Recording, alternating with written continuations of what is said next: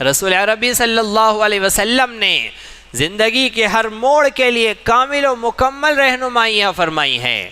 ماہ ذی الحجہ جو سال کے ختم کا مہینہ ہے، اس ختم پر انسان کا مقصد یاد دلا کر نئے سال محرم الحرام سے اپنے عزم اور ارادے کے ساتھ پورے جوش و ولولے کے ساتھ اپنے مقصد پر گامزن ہونے کا فیصلہ دیا گیا۔ لہٰذا آخری مہینے میں اپنی تربیت کرنا ہے، یہ مہینہ تربیت کا مہینہ ہے۔ ماہ ذی الحجہ میں کرنے کے سارے کام اپنے مقصد پر لے جانے والے ہیں۔ مقصد کیا ہے؟ ابھی بیان کیا گیا۔ سارے نبی ایک مقصد لے کر آئے تھے، اللہ کو راضی کرتے ہوئے انسانیت کے لیے عدل و انصاف کا نظام قائم کرنا۔ اس مقصد پر چل پڑنے کے لیے یہ مہینہ اپنے ماضی کے تجزیے کا مہینہ ہے، پچھلے سال بھر کی کارکردگی کو چیک کرنے کا مہینہ ہے، نئے سال کے لیے اپنے فل انرجی اور فل چارجنگ کرنے کا مہینہ ہے، اور جو اعمال ہے وہ سارے اعمال اسی مقصد کے ساتھ ہے۔ سب سے پہلے تو اس مہینے کے ابتدائی 10 دن اور 10 راتوں کو بڑا فضیلت والا بنا دیا گیا۔ قرآن کریم نے کہا وَلَيَالٍ عَشْرٍ، ان 10 راتوں کی قسم، ماہ ذی الحجہ کی ابتدائی 10 راتیں، 9 روزوں کی بڑی فضیلت ہے، 10 راتوں کی عبادت کی بڑی فضیلت ہے، اتنی کہ ہر رات میں عبادت کرنے کا ثواب لیلۃ القدر میں عبادت کرنے کے برابر۔ اسی طرح سے 9ویں ذی الحجہ سے ایک اور عبادت بیان فرمائی کہ 9 ذی الحجہ کی فجر سے 13 ذی الحجہ کی عصر تک، یہ 5 دن جو ایام تشریق کہلائے ہیں، ان 5 دنوں میں ہر جماعت سے پڑھی جانے والی نماز کے بعد، چاہے جماعت سے پڑھو، چاہے تاخیر ہو جانے کی وجہ سے بغیر جماعت کے منفرد اکیلا پڑھ رہا ہو، ہر نماز یعنی 5 وقت کی نمازوں کے بعد نماز ہوتے ہی فوراً ایک مرتبہ بلند آواز سے تکبیر تشریق کا پڑھنا واجب قرار دیا۔ یہ 10 راتیں عبادت کرو، 9 دن روزے رکھو، نہیں 9 دن رکھ سکتے، ایک دن عرفے کا دن 9 ذی الحجہ کا روزہ رکھو، اور پھر 9 ذی الحجہ کی فجر سے 13 ذی الحجہ کی عصر تک تکبیر تشریق پڑھو۔ یہ تکبیر تشریق کیا ہے؟ یہ فرشتے حضرت ابراہیم اور حضرت اسماعیل علیہ السلام ان سب کے کلمات ہے۔ جب حضرت اسماعیل علیہ السلام کو لٹا کر حضرت ابراہیم علیہ السلام چھری چلا رہے تھے، فرشتوں نے، چشم فلک نے ایسا منظر اس سے پہلے کبھی نہیں دیکھا تھا کہ بڑھاپے میں بڑی تمناؤں کے بعد جب بیٹا ملا ہے اللہ کے رضا کے لیے، اسے ذبح کرنے چلا ہے، فرشتے دیکھ رہے ہیں اپنی آنکھوں سے کہ ابراہیم اپنے بیٹے کو ذبح کرنے جا رہے ہیں۔ آسمانوں پر فرشتوں کی زبان سے یہ کلمات جاری ہوئے، اللہ اکبر، اللہ اکبر، اے اللہ آپ سب سے بڑے ہیں، اللہ آپ سب سے بڑے ہیں۔ کیا شان ہے آپ کی کہ آپ کا بندہ آپ کو راضی کرنے کے لیے کتنا مشکل، کتنا بڑا عمل کر گزر رہا ہے۔ اللہ نے فرشتوں کے یہ کلمات حضرت ابراہیم کو سنائے۔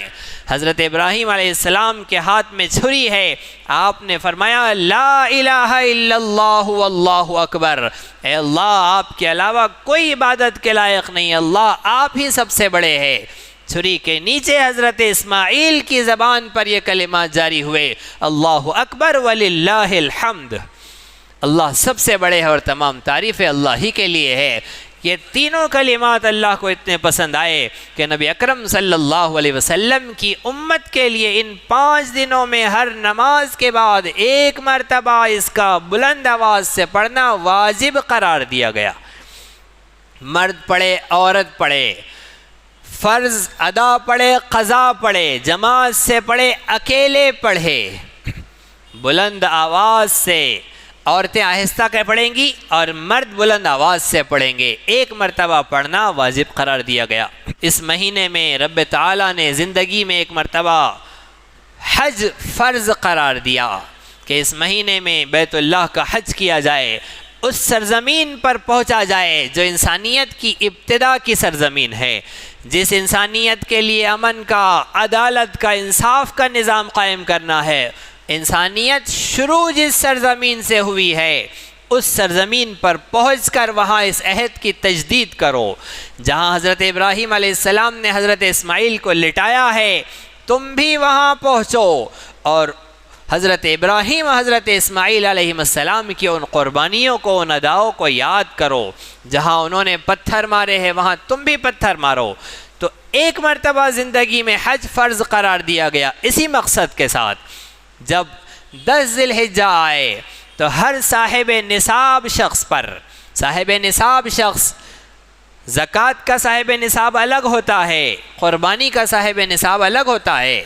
زکوٰۃ کا صاحب نصاب ہونے کے لیے ضروری ہے کہ 1 سال بھر گزرنا چاہیے اس مال پر، لیکن قربانی کا صاحب نصاب بننے کے لیے 13 یعنی 12 ذی الحجہ کی، 10 11 12 ذی الحجہ کی عصر تک جس کے پاس اتنا مال آ جائے کہ وہ صاحب نصاب ہو جائے اس پر قربانی واجب ہے۔ 1 سال گزرنا اس کے لیے ضروری نہیں ہے۔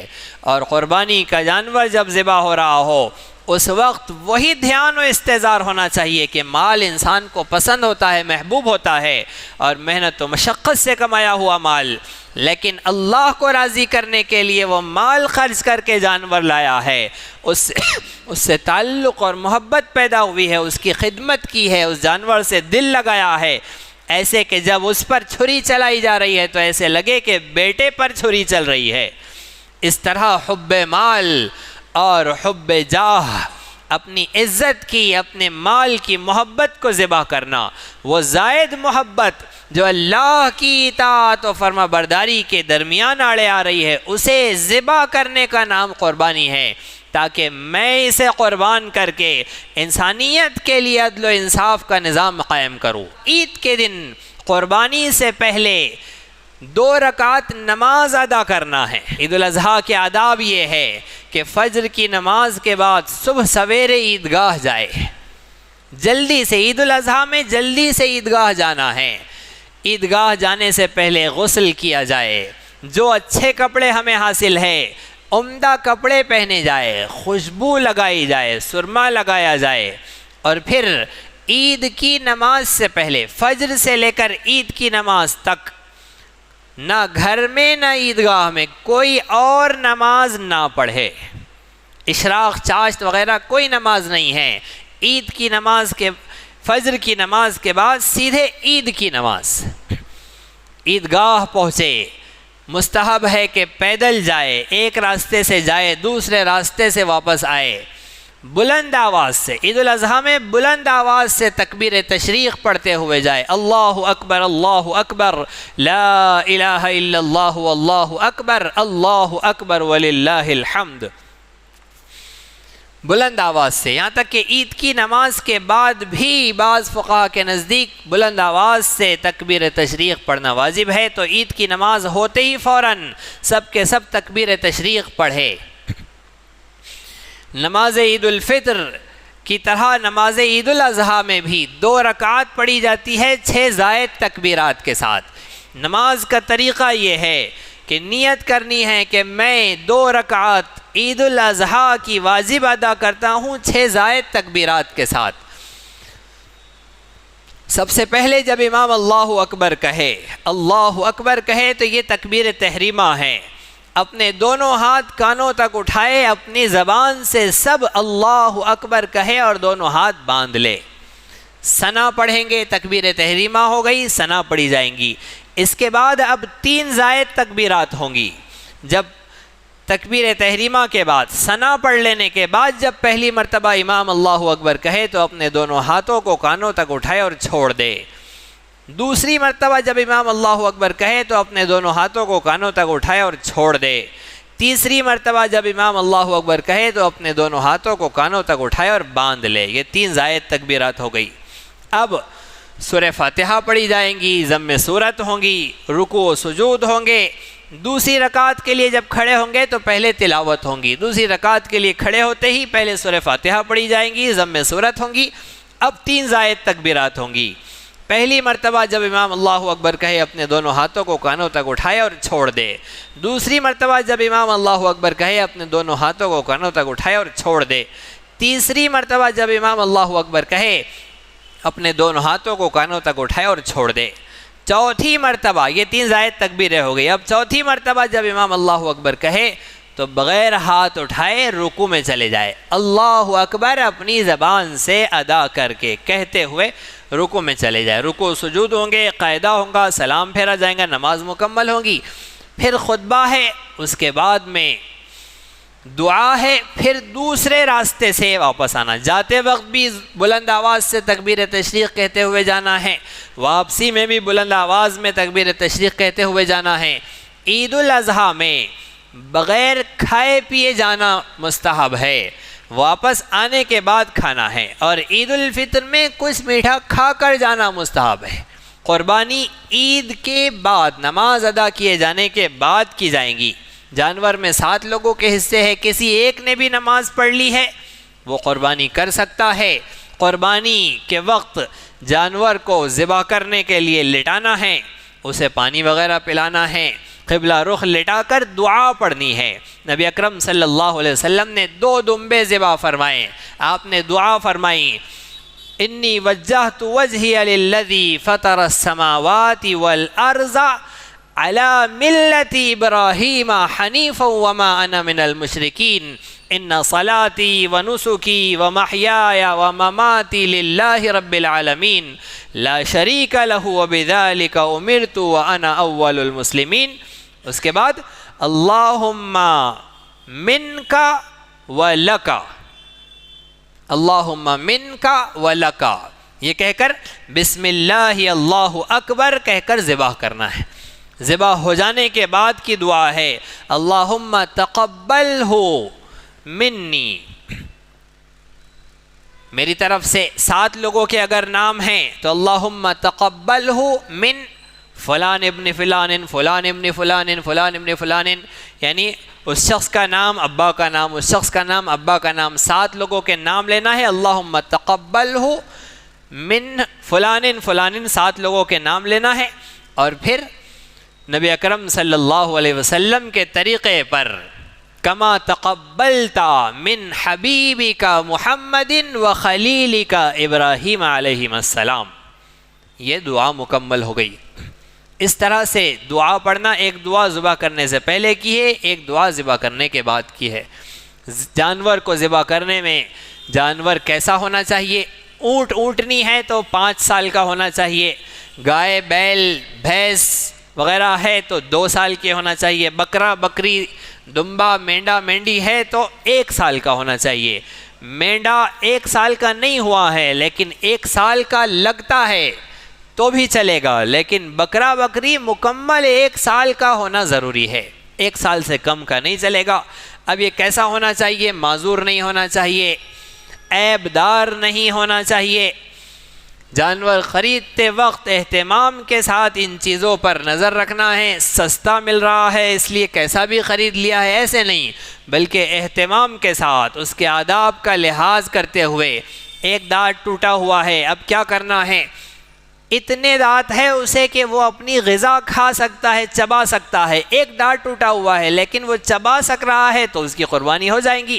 لیکن دانت ایسا ٹوٹ گیا ہے کہ وہ خود غذا نہیں کھا پا رہا ہے، چبا نہیں رہا ہے، اب اس میں عیب آ گیا ہے، لنگڑ رہا ہے، کان کٹا ہوا ہے، آنکھ عیب دار ہے.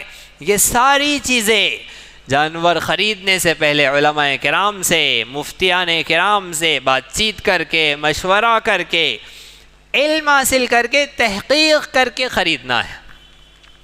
اس طرح سے عید کے دن کا یہ عمل ہے. 3 دن تک رسول اکرم صلی اللہ علیہ وسلم نے ارشاد فرمایا کہ 10، 11، 12 کی عصر تک اللہ رب العزت کو سب سے زیادہ پسندیدہ عمل جانور کا خون بہانا ہے. کیا ملیں گا اس پر؟ صحابہ نے پوچھا ہے نبی صلی اللہ علیہ وسلم ما هذه الاضاحی، یہ قربانی کیا ہے؟ آپ نے فرمایا سنت ابیکم ابراہیم، یہ تمہارے باپ حضرت ابراہیم علیہ السلام کی سنت ہے. صحابہ نے پوچھا فما لنا فیہا یا رسول اللہ، اے نبی صلی اللہ علیہ وسلم اس میں ہمیں کیا ملیں گا؟ آپ نے فرمایا بکل شعرۃ حسنہ، ہر بال کے بدلے میں ایک نیکی ملیں گی۔ صحابہ نے پوچھا بال کا یہ حکم ہے، اون کا کیا حکم ہے؟ مینڈا وغیرہ جن کے جسم پر اون ہوتے ہیں، آپ نے فرمایا کہ اون کے بھی ہر ریشے، ہر بال کے بدلے میں ایک نیکی ملے گی۔ قربانی کا مقصد کیا ہے؟ قربانی کے بارے میں قرآن نے کہا لن ینال اللہ لحومها ولا دماؤها ولکن ینالہ التقوی منکم، اللہ کو تمہارے جانوروں کا نہ خون پہنچتا ہے نہ گوشت پہنچتا ہے، وہاں تو تمہارا تقوی پہنچتا ہے۔ اللہ کا ڈر، اللہ کا تقوی، اسے راضی کرنے کا شوق، یہ وہ عمل ہے جو جانور کے ذبح سے، خون بہانے سے مقصود ہے۔ اتوار کے دن 10 ذی الحجہ ہے، اس دن عید کا دن ہوگا، پورے اہتمام کے ساتھ، احتیاط کے ساتھ، بغیر کسی شور ہنگامہ کیے ہمارے ساتھ رہنے والے غیر مسلموں کے جذبات کو ٹھیس پہنچائے بغیر احتیاط اور سلیقے کے ساتھ امن و سلامتی کا خیال رکھتے ہوئے قربانی کی عبادت پوری کی جائے۔ اسلام صفائی پسند ہے، اسلام نہیں چاہتا کہ ہم گندگی کریں، لیکن ہمارے محلے قربانی کے بعد کچرا کنڈیاں گندگی سے، بدبو سے بھری ہوتی ہے، یہ سب نہیں ہونا چاہیے۔ اسلام کے عمل قربانی کو ہم نے پورا کیا ہے تو صفائی بھی اسی کا عمل ہے، لہٰذا صفائی کا اہتمام ہو، طریقے سلیقے کے ساتھ کام کیا جائے۔ فوٹوز شیئر کرنا، جذبات کو ٹھیس پہنچانا، ہرگز یہ عمل نہ ہو۔ جب ہمارے لیے حکومت کے نمائندوں کی طرف سے قربانی کی عظیم شان عبادت میں سپورٹ ہو رہا ہے، تعاون معاونت ہو رہی ہے، تو ہمیں بھی چاہیے کہ ہم بھی ان کا تعاون کریں اور ہرگز ان کے جذبات کو ٹھیس نہ پہنچائے، انہیں تکلیف نہ پہنچائے۔ ان کے جذبات کو صحیح رخ پر دینے کے لیے، انہیں دعوت دینے کے لیے سال بھر پڑا ہوا ہے، لیکن ایسے وقت میں مذہبی جذبات کو ٹھیس پہنچانا اسلام اس کی اجازت نہیں دیتا، لہٰذا ہم اہتمام سلیقے کے ساتھ میں اس فریضے کو، اس ادائیگی کو پورا کریں۔ اللہ رب العزت عمل کی توفیق عطا فرمائے۔ اسی طرح دینی، علمی، اصلاحی اور تاریخی دروس و بیانات سے استفادے کے لیے آپ کے اس چینل کو لائک، شیئر اور سبسکرائب کریں۔